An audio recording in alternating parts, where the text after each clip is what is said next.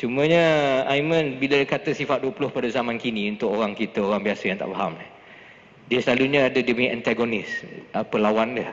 Lawan dia dipanggil Tauhid 3. Jadi mungkin Aiman very briefly untuk orang awam. Okay. Apa masalah dia dengan Tauhid 3 tu, kenapa ni sifat 20 ditekankan di situ? Bismillahirrahmanirrahim. Jadi sekarang ni kan orang buat gaduh. Sifat 20 ke Tauhid 3?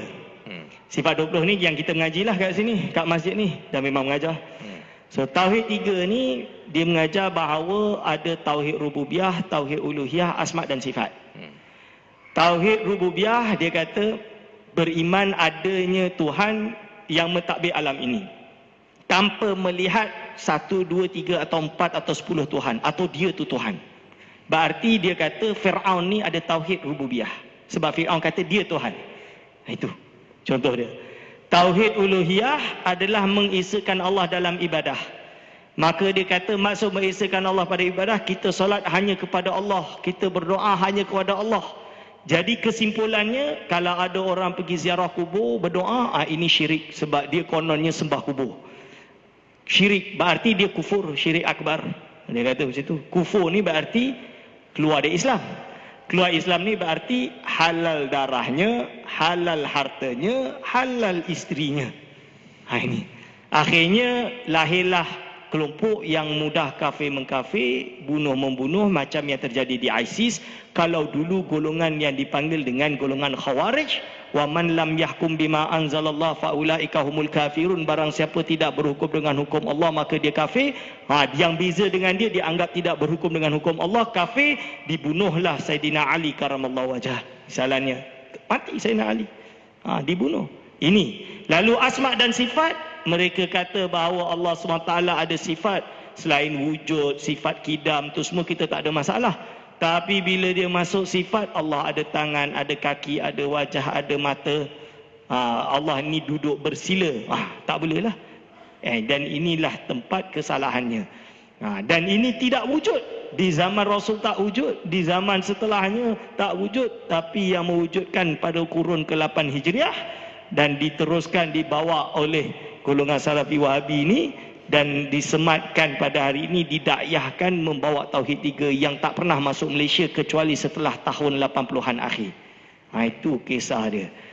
So, akhirnya sifat 20 ni dianggap Greek Yunani, Tauhid 3 lah ahli sunnah. Wallahualam. Jadi yang saya ingatkan tadi bila Datuk Mufti kita memang bezakan antara Tauhid 3 dengan sifat 20 simple saja. Dalam bahasa kalam mudah tadi, bila saya tanyakan dia yang saya pengurusi majlis itu, menurut Samahatul Syekh Datuk Mufti kita, Datuk Wan Zaidi, sifat 20 ni digunakan oleh orang Islam untuk pejuang Islam pun untuk lawan orang kolonial, untuk dalam perjuangan kemerdekaan, dalam perjuangan jihad dengan orang bukan Islam. Jadi musuh sifat 20 ni, kalau sifat 20 dia kalahkan adalah orang bukan Islam. Bila kita dengar Tauhid 3, musuh dia orang Islam. Siapa yang porak-poranda kan? Yang jatuhkan perpaduan kesatuan? Orang-orang yang duduk mengajarkan Tauhid 3 ni sebenarnya memusuhi orang Islam. Sebab duk mengtakfirkan ke atau menyesatkan orang Islam sesama Islam sendiri. Walaupun dah memang ulama besar-besar dia kata memang tak ada masalah macam ni, dia nak mengkafirkan. Jadi I think kita ambil iktibar dari situ untuk masyarakat kita. Kita boleh nampak samrah dan hasil dia begitu. Simple aja. Alhamdulillah, itu sebabnya balik pada Ahlus Sunnati wal Jamaah. Jadi saya khatamkan di sini dengan semua dah terbang ke atas naik macam burung, nak turun ke darat ni untuk orang awam kita sini. Saya nak tarkibkan sini, tahlil kan, bukan tahlil baca Yasin, doa selamat malam Jumaat, tetapi analyse kan. Simple. Ahlus Sunnah wal Jamaah yang ikut i'tikad Asy'ariyah tadi, fiqh Imam Syafi'i dan tasawuf Imam Al-Ghazali, atau tarikat-tarikat Mu'tabar, atau tak payah ikut tarikat Mu'tabar, tak ada masalah. Yang 3 ni ciri dia simple. Maksud dia Ahlus Sunnah ada 2. In fact 3. Kalau Ahlus Sunnah dia baca ikut sunnah baginda dan juga daripada Quran yang tersurat dan juga yang tersirat, saya cakap tadi. Ini yang melengkapkan ciri-ciri ahli sunnah wal jamaah. Sebab kalau dia cuma mengikut yang tersurat tetapi bukan yang tersirat, ini jadi salafi lah. Macam Wahabi yang ikut yang zahiri tadi. Dia ikut benda yang zahir, dia tak ikut yang batin dia. Terbaliknya, kalau dia ikut tersirat tetapi bukan tersurat, dia Mu'tazilah. Dia ikut akal aja, dia tak ikut nas. Kita dua-dua, tersurat dan tersirat, ahli sunnah tu. Lepas tu ada wal jamaah, maknanya majoriti. Mana-mana kita pergi dalam dunia ni, umat Islam semua ada mazhab 4, atau Asy'ariyah atau Maturidiyah dan tasawuf yang tadi. Itu dia. Tapi kalau dah ada 14 negeri ni satu minoriti, tapuk dada tanya sendiri.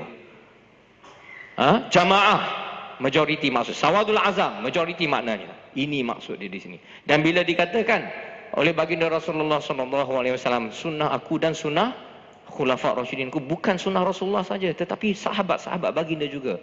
Yang berapa ada mangkatnya baginda Rasulullah SAW, wafatnya baginda Rasulullah SAW, 115,000 sahabat menurut Imam Suyuti radhiyallahu anhu. Jadi itulah simple kalau kita nak fahamkan untuk orang awam.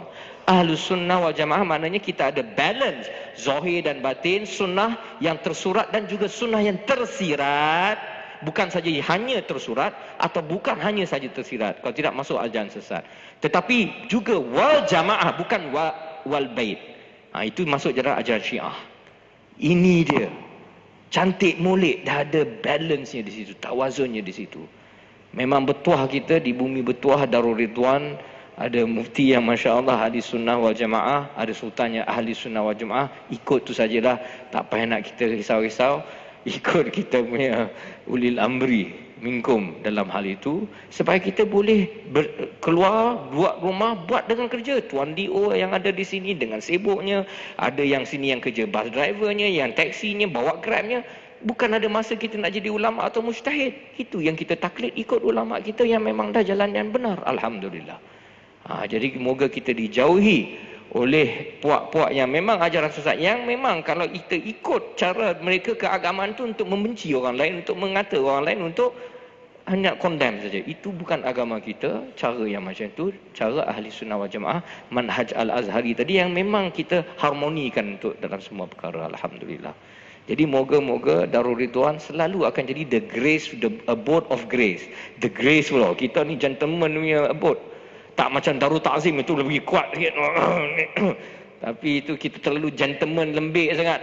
So sekarang Alhamdulillah Paduka Seri Sultan Perak dengan mufti yang baru, Alhamdulillah. Semenjak tahun 2013, walaupun kita ada enactment yang tidak membenarkan, contohnya Wahabiyah, Salafian itu diajarkan, kurang untuk dalam penguatkuasaan itu. Jadi Alhamdulillah sekarang more work will be done there, insyaAllah.